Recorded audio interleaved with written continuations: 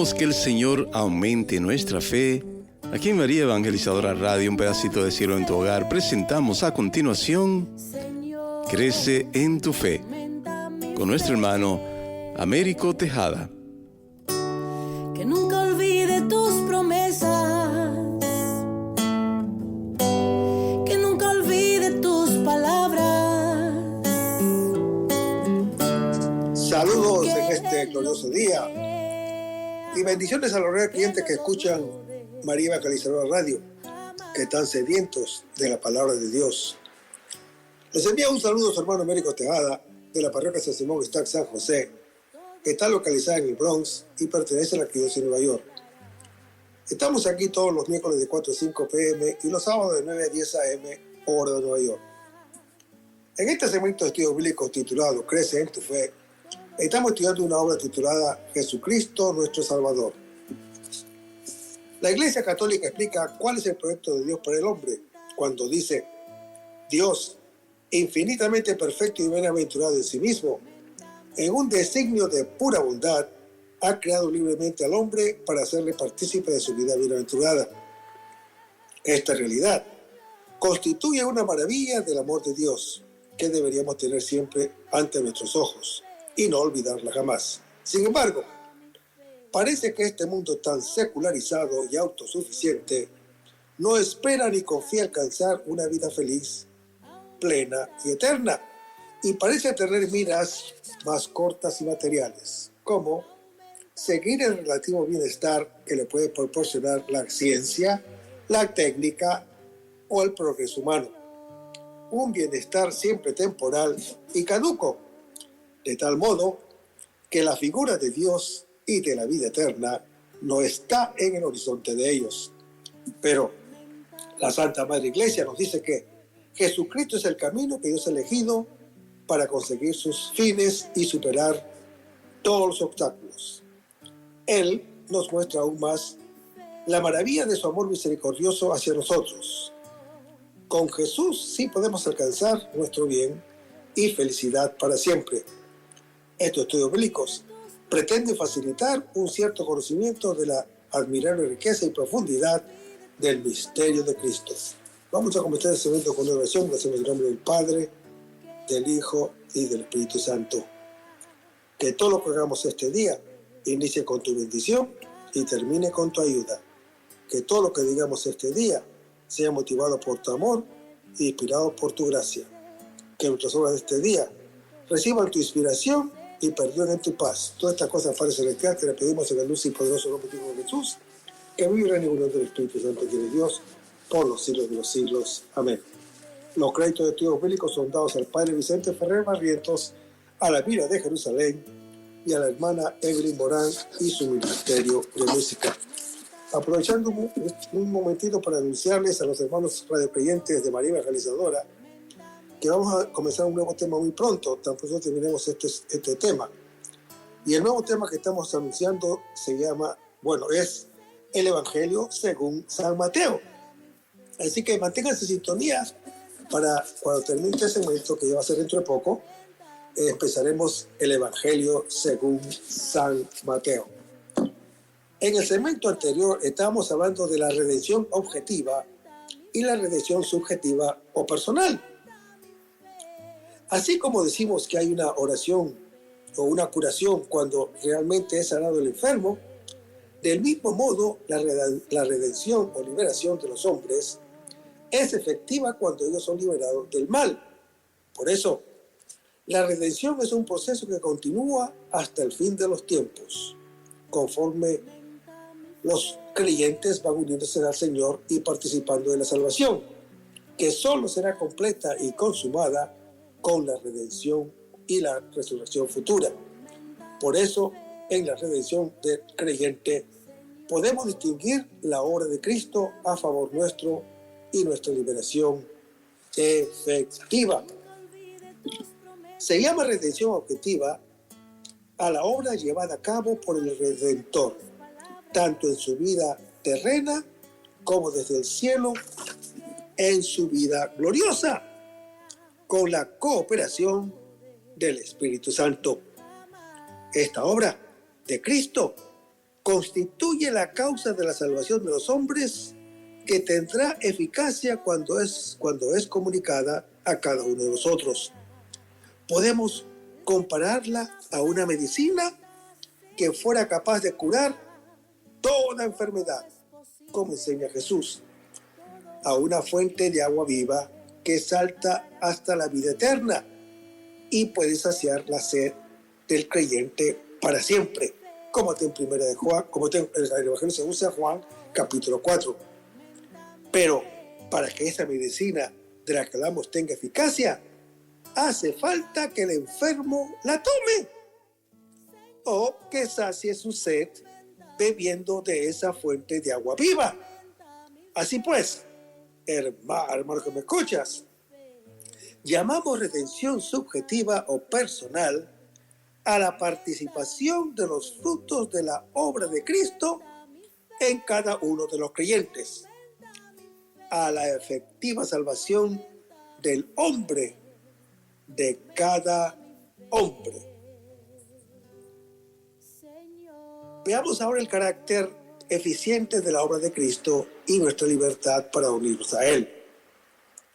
Carácter eficiente de la obra de Cristo.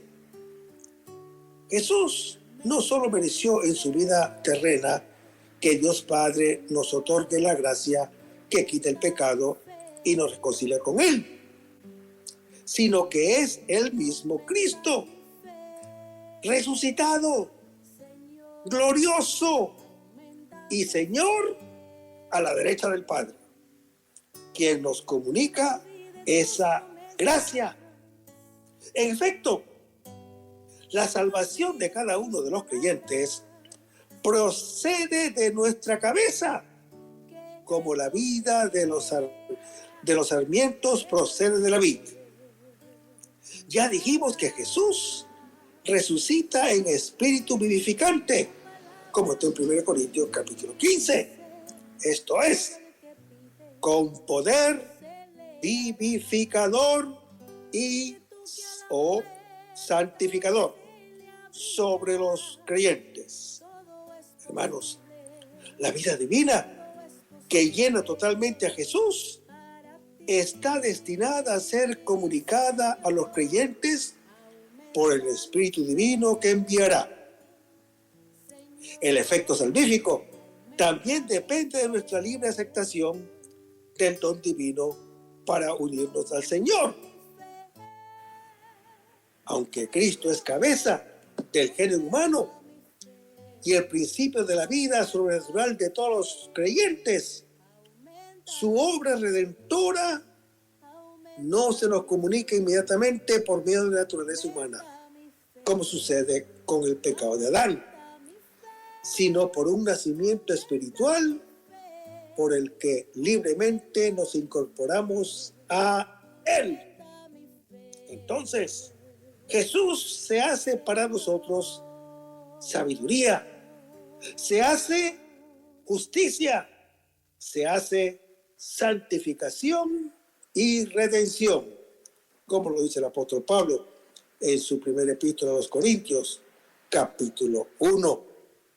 Entonces, hermano que me escuchas, participamos de su sabiduría, participamos de su santidad. Entonces, somos redimidos y dejamos de ser esclavos del pecado. Tenemos que acoger la acción del Espíritu Santo e incorporarnos libremente al Redentor. Ahora, hace falta que cada uno voluntariamente vaya a Jesús y beba de esa agua. Y entonces se llenará del Espíritu Divino, que es el Espíritu Santo, como está en Juan capítulo 7. Por eso, hermano que me escuchas, la universalidad de la redención no significa que todos los hombres se salven de hecho. Cristo ciertamente es el redentor de todo el género humano y por la acción del Espíritu Santo ofrece a cada creyente la salvación. Pero el hombre puede rechazar la gracia que le ofrece o que se le ofrece. Así dice la Escritura: vino la luz al mundo y los hombres amaron más las tinieblas que la luz, como está en Juan capítulo 3. Y vino a los suyos y los suyos no lo recibieron, como está en Juan capítulo 1. Hermanos, sabemos que Jesucristo es la fuente de toda gracia y que una causa eficiente para producir su efecto debe tener algún contacto con el sujeto sobre el que actúa. En concreto, hermano que me escuchas, la humanidad de Cristo es el instrumento unido a la persona del Verbo que nos comunica la vida sobrenatural. No por el poder de la naturaleza humana, sino por el poder infinito de la naturaleza divina. Esta omnipotencia divina alcanza a todos los hombres y hace que las acciones y méritos de Cristo se puedan aplicar y tener eficacia salvífica en cada uno de los creyentes que lo deseen. Hermanos, la causa eficiente principal de la gracia de la salvación es Dios, uno y trino, con un poder que es común de las tres divinas personas, aunque se apropia al Espíritu Santo. Así decimos que Cristo nos salva en Espíritu Santo o en virtud de Espíritus. Vayamos a Romanos capítulo 15, versículo 19. Hermanos, habiendo mencionado la gracia de su vocación al apostolado, como lo había hecho en Romanos capítulo 1, Pablo hace luego una descripción sucinta de su trabajo evangélico. Esto le sirve como una razón más que justifica la autoridad por la cual ha escrito la carta a Roma, o sea, la carta a los romanos. El apóstol Pablo no se gloria con vano orgullo. El motivo de su gloria está en Cristo Jesús, de quien es liturgo, y en el Evangelio de Dios, del que es oficiante sagrado. En efecto, cuando se gloria, no se ufana de cosa alguna que él haya realizado por sus propias energías, sino de lo que Cristo mismo ha llevado a cabo a través de él, para conducir a los gentiles a la obediencia de la fe. Leamos las Escrituras. No porque nosotros mismos seamos capaces de atribuirnos cosa alguna como propia nuestra, sino que nuestra capacidad viene de Dios, como lo dice el apóstol Pablo en su segunda epístola a los Corintios, capítulo 3. Hermanos, su trabajo apostólico en palabras y obras lleva una marca visible de autenticidad, pues ha sido acompañado de la fuerza de Dios, manifestada en signos y prodigios, y de la fuerza del Espíritu Santo, que lo ha impulsado y guiado por todas partes, según está descrito en Hechos capítulo 16. En virtud de esa acción divina, Él ha cumplido plenamente con su deber de proclamar el Evangelio, según lo dice el apóstol Pablo en Colosenses capítulo 1. Pues lo ha llevado desde Jerusalén, pasando después por muchas partes, hasta llegar a Iliria, región occidental de Macedonia, que llega hasta el mar Adriático. Hermanos, en su plan de evangelización, el apóstol Pablo se ha fijado con empeño una norma de honor: proclamar el evangelio en aquellos sitios donde el nombre de Cristo no ha sido todavía pronunciado, a fin de no edificar sobre cimientos ajenos, como lo dice 2 Corintios capítulo 10. El apóstol Pablo describe su trabajo como el de un sabio arquitecto, jefe de obreros, según 1 Corintios capítulo 3, que pone la piedra que servirá de fundamento sólido al edificio.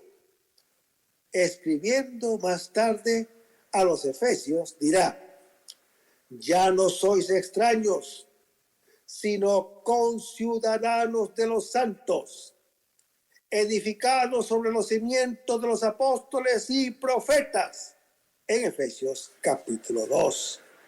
Hermanos, el verso tomado del cuarto cántico del siervo Yahvé del Antiguo Testamento sirve al apóstol Pablo como base bíblica de su norma de evangelización.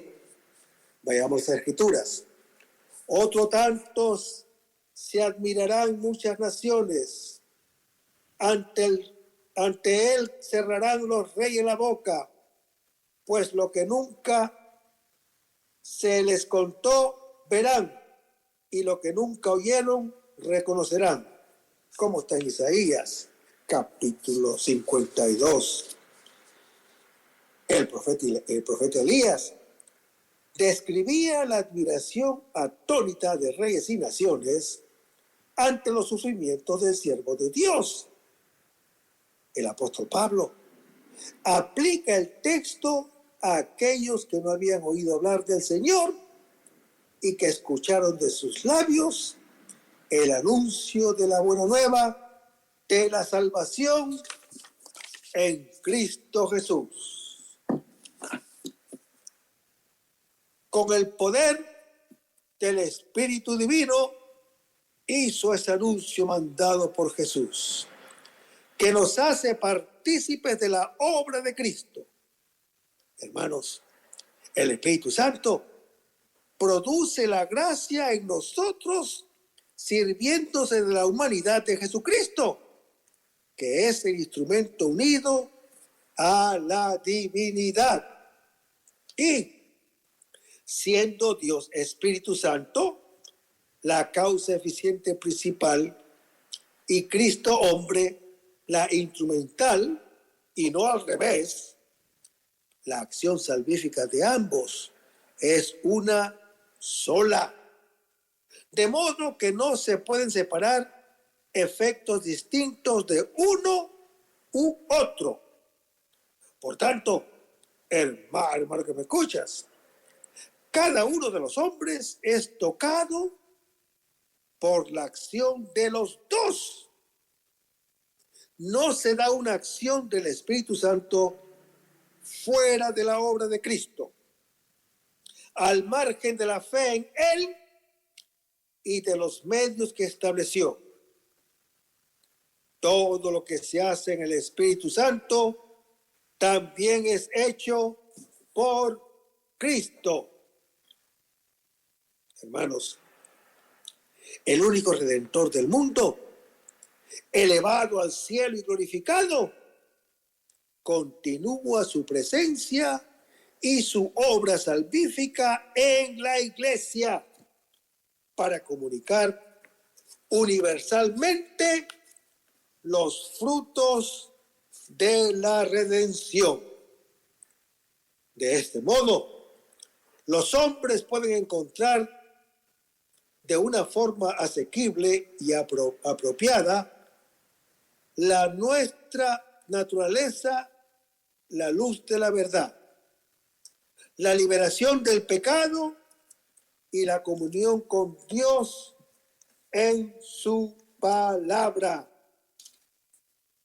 Hermanos, Cristo se hace presente a nosotros en su cuerpo, que es la iglesia.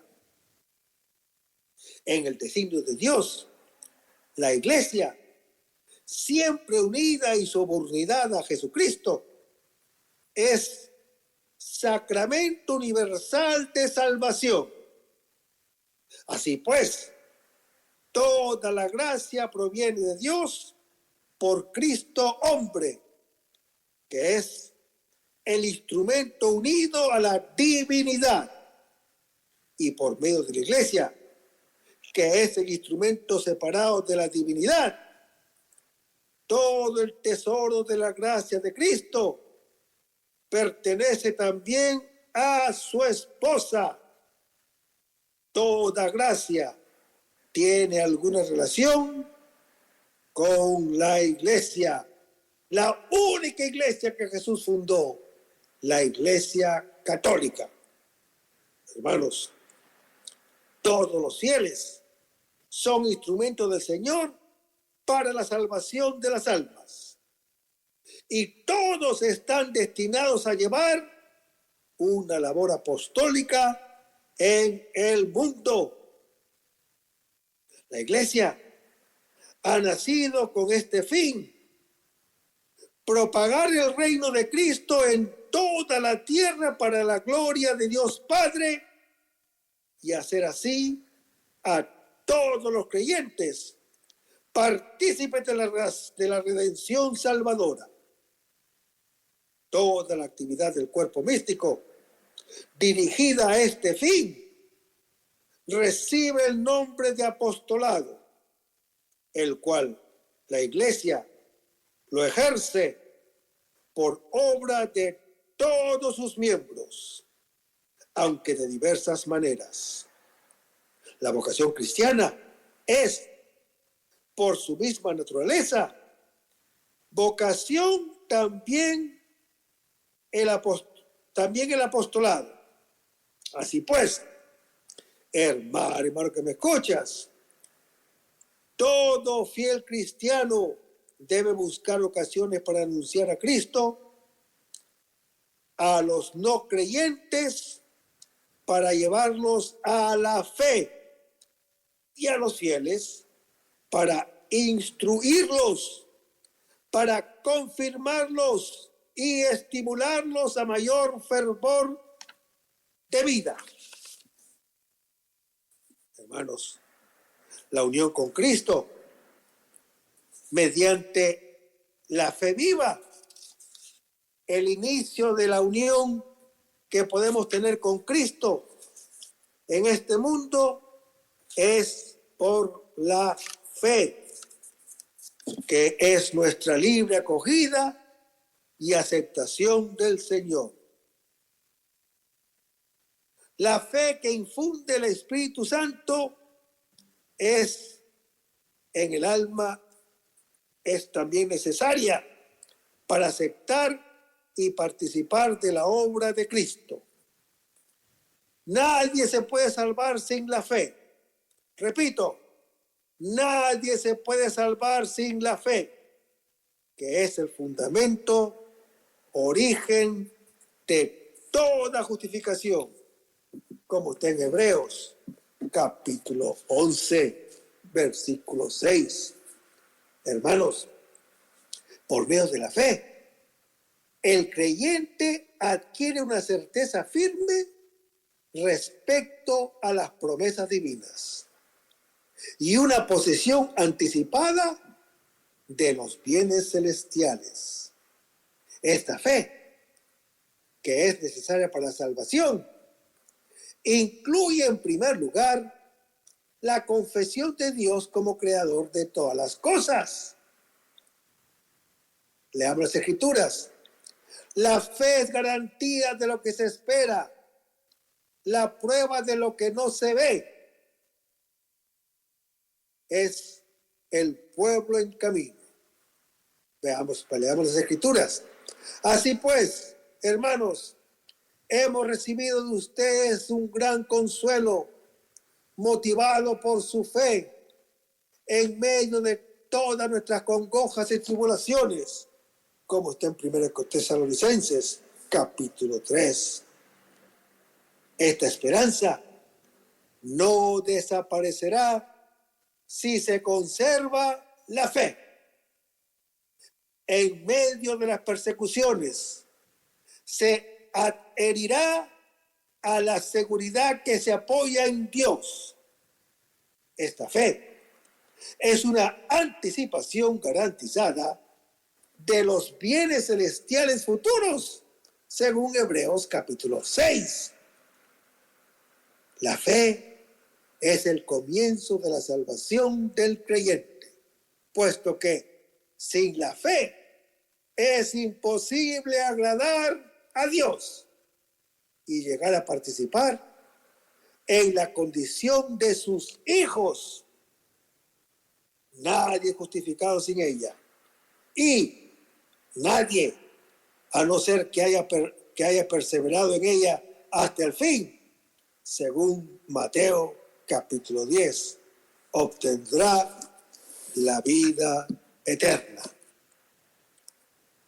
Según las enseñanzas de la Escritura, por la fe en Cristo, alcanzamos la justificación. Por la fe en Él, habita en nuestros corazones, según Efesios capítulo 3. Y por ella somos hechos hijos de Dios, según Gálatas capítulo 3, versículo 26. Hermanos, somos hijos de Dios al estar y por estar en Cristo Jesús. Somos hijos en el Hijo y lo somos por la fe y el bautismo. Ahora, fe y bautismo ni se oponen ni se excluyen. Antes bien, se armonizan y coordinan, como están Hechos, capítulo 2. Hermanos, la fe es el punto de partida para quien ha creído. Acepta ser bautizado en Cristo. Y ser bautizado en Cristo es ser sumergido en Cristo, que muere para resucitar con Él a una vida nueva, según Romanos capítulo 6. Y la Escritura dice que revestirse de Cristo es una imagen que equivale a la de ser sumergido en Cristo. No se trata solo de un revestimiento exterior, sino de una unión profunda y una real transformación interior que hace del bautizado un hijo de Dios, en referencia a Romanos 13 y Efesios 4. La imagen expresa algo más: revestido de Cristo. El bautizado debe vivir una vida nueva, animado por el Espíritu Santo que habita en él o en ella y le hace producir fruto de justicia y santidad. Hermanos, la incorporación, pues, a Cristo Jesús, que es el Hijo de Dios, nos hace hijos de Dios por participación intrínseca y ontológica. El elemento formal y constitutivo de nuestra filiación es la incorporación a Él, muerto y resucitado, por la fe y el bautismo, según Romanos capítulo 6. Ahora, dos aspectos se siguen a la incorporación en Cristo. Primero, todos vosotros sois unos en Cristo Jesús. Hermanos, la fuerza está en el término uno. Es tal la unidad en la que son en Cristo integrados todos los creyentes, que como consecuencia desaparecen las distinciones de razas, las distinciones de estado social o sexo, según 1 Corintios capítulo 12. Hermanos, ante Dios todos sus hijos son iguales. Este texto clave no intenta eliminar las diferencias que dimanan de la naturaleza propia del hombre y de la mujer, ni quiere suprimir las características naturales de cada pueblo que enriquecen a la raza humana, pero sí destruye de raíz toda desigualdad humana, desigualdad de raza, de sociedad o sexo, que tenga como fuente y principio cualquier clase de pecado. La filiación divina libera al ser humano, o sea, al creyente, de toda esclavitud que brote del pecado. Segundo, la Escritura dice, herederos según la promesa.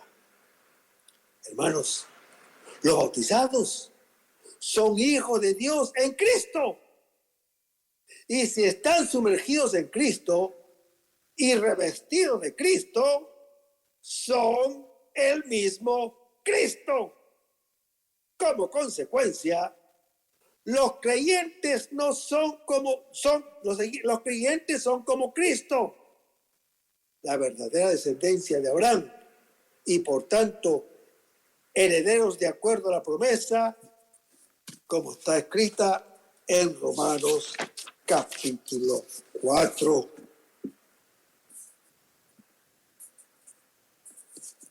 Pero esta fe que nos hace partícipe de la salvación no consiste solo en aceptar las palabras de Jesús o en confiar en la misericordia divina, sino en la adhesión sin reservas a la verdad en persona, que es Él mismo. Hermanos, la fe que nos incorpora a Cristo y que nos salva es la fe viva. La fe que obra por la caridad, según Gálatas capítulo 5. La fe acompañada del arrepentimiento de los pecados y de obras para cumplir la voluntad de Dios, como está en Santiago capítulo 2, versículos 14 al 26, donde dice que con una argumentación cíclica y reiterada o repetitiva, se afirma que una fe sin obras no puede salvar. Esta enseñanza se encuentra en perfecta continuidad con las palabras de Cristo. No todo el que me dice Señor, Señor entrará en el reino de los cielos, sino el que hace la voluntad de mi Padre que está en los cielos, como lo dice el Señor Jesús en Mateo capítulo 7. Manteniendo el tono de diálogo, Santiago aduce a continuación 3 ejemplos para mostrar la necesidad de las buenas obras. Los demonios creen en Dios pero ese conocimiento es estéril. Abraham creyó con obras y es modelo y padre de todos los creyentes. Una pecadora, Rahab, la meretriz, se salvó por sus buenas obras. Para el apóstol Pablo, las obras no tienen valor alguno sin la fe en Cristo, que es quien justifica al pecador. Veamos las Escrituras. ¿Dónde está entonces el derecho a glorificarse? Queda eliminado. ¿Por qué ley? ¿Por las de las obras? No, por la ley de la fe.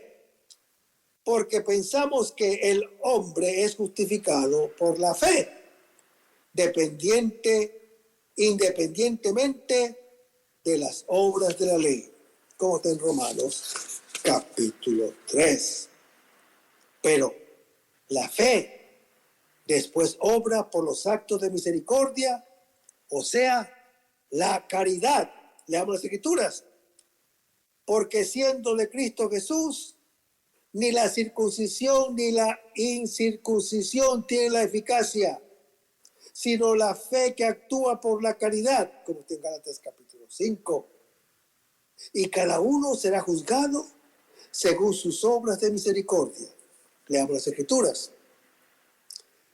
Para el día de la ira y de la revelación del justo juicio de Dios, quien dará a cada cual según sus obras, a los que por su perseverancia en el bien de quien busquen gloria, honor e inmortalidad, vida eterna, como lo dice el apóstol Pablo en su epístola a los Romanos, capítulo 2. Si un hermano o hermana están desnudos y carecen del sustento diario, es la misma doctrina de 1 de Juan, capítulo 3. Leamos. Si alguno que posee bienes del mundo ve a su hermano que está necesitado y le cierran las entrañas, ¿cómo puede permanecer en él? ¿O en el amor de Dios? La doctrina cristiana llama también fe muerta a la de quien está en pecado mortal. Porque privada de la esperanza y de la caridad, la fe no une plenamente al fiel a Cristo, ni hace de él un miembro vivo de su cuerpo.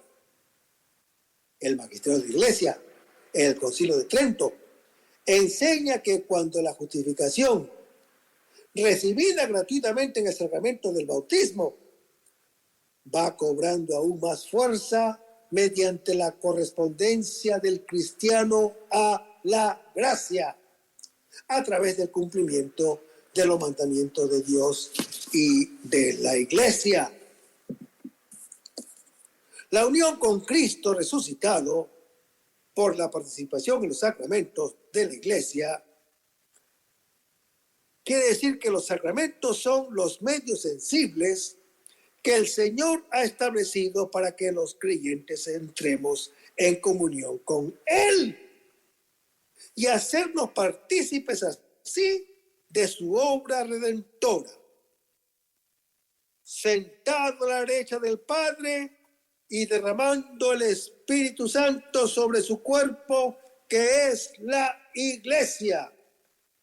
Cristo actúa ahora por medio de los sacramentos, instituidos por Él para comunicar su gracia. Estos realizan eficazmente la gracia que significan en virtud de la acción de Cristo y por el poder del Espíritu Santo. Señalaremos ahora solamente algunos de ellos. El bautismo es el sacramento del nacimiento a la vida sobrenatural. Es la puerta de la nueva vida en el Espíritu Santo que Cristo nos ganó, que nos hace hijos de Dios, que nos libera del pecado, produce la unión del creyente con el Señor, nos hace partícipes de su muerte y resurrección y, al unirnos a Él, produce la unión de cada bautizado en su cuerpo místico. Sin bautismo no hay unión con nuestro Salvador, ni podemos tener vida sobrenatural. Por eso es necesario para la salvación. Vayamos a Juan capítulo 3, versículo 5. Hermanos, Nicodemo pertenecía al grupo de los fariseos. Era un jefe, esto es, uno de los 71 miembros del Sanedrín, formado por saduceos, sacerdotes, escribas y ancianos, aristócratas. Además, era maestro de Israel. En fin, un notable. Desde el principio, Jesús quiso traer así no solo a rudos pescadores del lago, según Marcos capítulo 1, sino también a notables de Israel, conocedores de las Escrituras, como Natanael en Juan capítulo 1, Nicodemo en Juan capítulo 3, y también dirigentes del pueblo como José de Arimatea en Juan capítulo 19. Ahora, Nicodemo se presenta a Jesús de noche. Los judíos preferían la calma de la noche para el estudio de la ley. Es posible que Nicodemo venga de noche para gozar de soledad y conversar más tranquilamente de cosas religiosas. Pero en el cuarto evangelio, tiniebla y noche son además términos teológicos que se oponen a la verdadera luz y al día, según Juan capítulo 9. El adverbio, pues, de noche, debe encerrar un sentido más hondo. Nicodemo se muestra abierto al mensaje de Jesús, pues viene a él, pero viene de noche. Es decir, su entendimiento está en tinieblas respecto de Jesús.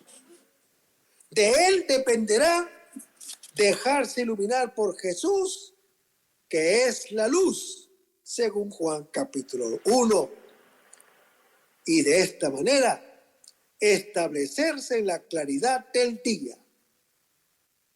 Nicodemo se dirige a Jesús llamándolo Rabí. Este título, en labios de un doctor judío, significa que tiene a Jesús por un conocedor y maestro de la ley y los profetas. El plural, sabemos, indica que no solo Nicodemo es de este parecer, sino que otros compañeros participan de la misma opinión. Han visto los signos, lo han escuchado y se dan cuenta de que en medio de ellos está un maestro enviado de Dios.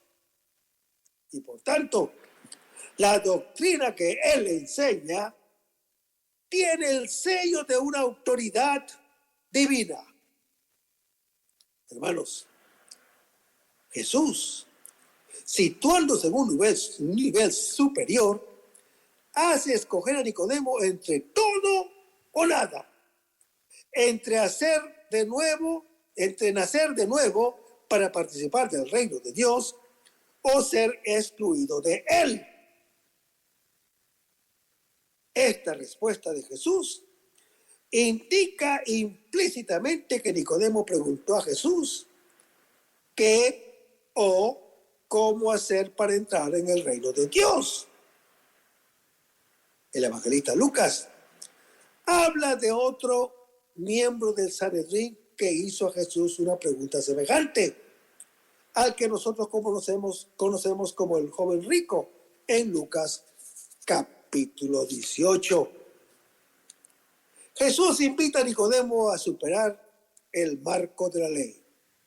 hasta llegar al manantial mismo de la vida, al don del corazón nuevo y del espíritu nuevo, del que hablan los profetas en Ezequiel capítulo 36 y Jeremías capítulo 31. Escritos que Nicodemos conoce muy bien, que querían decir que entrar en el reino de Dios no es obra del hombre, sino que es un don de Dios. Quien no tiene el corazón nuevo permanece en la noche, en aquella imposibilidad de vivir y de amar que la ley denuncia. En este reino de libertad entra no quien busca conquistarlo, sino quien se hace como un niño, según Mateo capítulo 18. Hijo en el Hijo, la expresión si alguno no naciere, declara una necesidad universal. La intención de Jesús era moverse en el segundo plano, tratar de un nacimiento o engendramiento de lo alto, sobrenatural, en la esfera de lo divino. Nicodemo comprende la palabra de Jesús en el nivel de lo sensible, mientras que Jesús se mueve en la esfera de lo espiritual. Nicodemo expone la imposibilidad para el hombre viejo de entrar por segunda vez en el vientre de su madre para ser engendrado de nuevo. Es cierto, el hombre, sobre todo si ya es viejo, debe morir. El hombre nuevo nace no entrando en la madre, sino volviéndose hacia el corazón del Padre. No hay que entrar en el vientre de la madre, sino en el reino del Padre. La generación de la que Jesús habla no es de la carne, de lo que está aquí abajo, sino de lo alto. O sea, hermano que me escuchas, del Espíritu Santo. Pero hay una pregunta: ¿qué significa esto? Ante todo, así como un hombre entra en el mundo porque el Padre lo engendra, así también, para que un hombre pueda entrar en el reino de los cielos, necesita ser engendrado por el Padre de los cielos, como lo dice Tito capítulo 3. La vida eterna le viene al hombre de Dios Padre a través de su Hijo, a quien le ha dado la vida y el poder de comunicarla, según Juan capítulo 5. Según la tradición bíblica, Dios es la fuente de la vida. Pero la vida brotó en la tierra gracias al Espíritu de Dios que se cernía sobre las aguas, como está en Génesis capítulo 1. Además, según Génesis capítulo 2, el hálito vital, que es el signo sensible de la vida, y ese hálito vital le vino al hombre de parte del Dios creador. Sí, pues la vida natural la tiene el hombre en virtud del soplo creador. La vida eterna la tendrá también gracias a la fuerza del Espíritu Divino. Cabe también añadir a la teología de San Lucas que Dios engendró a Jesús en el seno de la Virgen María, gracias a la acción fecundante del Espíritu Santo. Fuerza del Altísimo, como está en Lucas capítulo 1. Así también, hermano que me escuchas, todo hombre, para tener la vida eterna y ser hijo de Dios, debe ser engendrado por la fuerza del Espíritu Santo. Por tanto, esta generación por el Espíritu Santo no se refiere solamente a una efusión escatológica del Espíritu de Dios, sino también a la acción íntima y fecunda del mismo que comunica vida eterna. Hermanos, la mención explícita del agua ha suscitado un problema especial. Algunos autores creen que la alusión al agua no formaba parte del texto primitivo, sino que es una adición tardía hecha por el redactor del Evangelio, con el fin de explicitar en este pasaje el sacramento del bautismo cristiano. Esto lo hizo para combatir cierta tendencia de suprimir el agua en la práctica del bautismo cristiano. Pero si le ponemos atención a la lectura, el acento no recae sobre el agua, sino sobre el Espíritu Santo, porque el agua es símbolo frecuente del Espíritu Santo en las Escrituras. Vayamos a las Escrituras. Derramaré agua sobre los sedientos, sobre el sediento suelo, raudales sobre la tierra seca. Derramaré mi espíritu sobre tu linaje, mi bendición sobre cuanto de ti nazca. Crecerán como en medio de hierbas, como álamos junto a corrientes de aguas, como en Isaías, capítulo 44. Sigamos leyendo. Los rociaré con agua pura y quedarán purificados de todas sus impurezas y de todas sus basuras. Los purificaré y les daré un corazón nuevo. Infundiré en usted un espíritu nuevo. Quitaré de su carne el corazón de piedra y les daré un corazón de carne. Infundiré mi espíritu en ustedes, como está en Ezequiel, capítulo 36. Hermanos, el argumento de más peso de estos autores consiste en la referencia al agua. Solamente se encuentra en un versículo y si hipotéticamente se suprimiera, no haría falta en el contexto de los versículos siguientes que tratan del nacimiento por el Espíritu Santo. ¿Qué pensar de este problema? ¿Qué pensar? Bueno, hermano que me escuchas, eso lo vamos a ver en el próximo segmento. Mantente en sintonía. Vamos a despedirnos con una oración y lo hacemos en el nombre del Padre, del Hijo y del Espíritu Santo. Señor Jesús, ayúdanos a conservar el fervor espiritual, la dulce y confortadora alegría de evangelizar, incluso cuando hay que sembrar entre lágrimas, como Juan el Bautista, como lo hicieron los apóstoles Pedro y Pablo y los otros apóstoles, y también esa gran multitud de evangelizadores que se han sucedido a lo largo de la historia de la Iglesia Católica, con un ímpetu interior que nada ni nadie sea capaz de extinguir. Señor Jesús, que sea esta la mayor alegría que nuestras vidas entregadas al Evangelio. Y ojalá que el mundo actual pueda así recibir la buena nueva de tu Evangelio, porque tenemos la tarea de anunciar el reino de Dios y de implantar tu iglesia en este mundo que todavía no te conoce. Todas estas cosas, Padre Celestial, te las pedimos en el dulce y poderoso nombre de tu Hijo Jesús, que vive y reina en unión del Espíritu Santo, que es Dios, por los siglos de los siglos. Amén. Hasta el próximo segmento. Que el Señor nos bendiga. Aumenta mi fe, Señor, aumenta mi fe.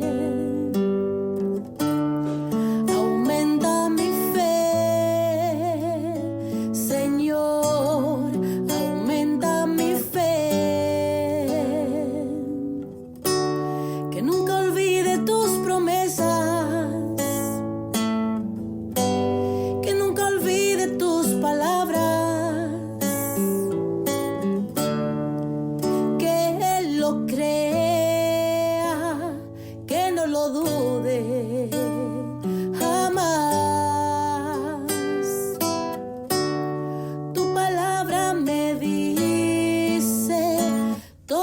que pide se le dará. Y el que toque a la puerta se le abrirá. Todo es posible, todo es posible para ti, Señor. Aumenta mi fe, Señor. Aumenta mi fe. Aumenta mi fe, Señor. Aumenta mi fe. Aumenta mi fe. Aumenta mi fe. Aumenta mi fe. Aumenta mi fe. Aumenta mi fe. Aumenta mi fe. Aumenta mi fe. Aumenta mi fe, Señor.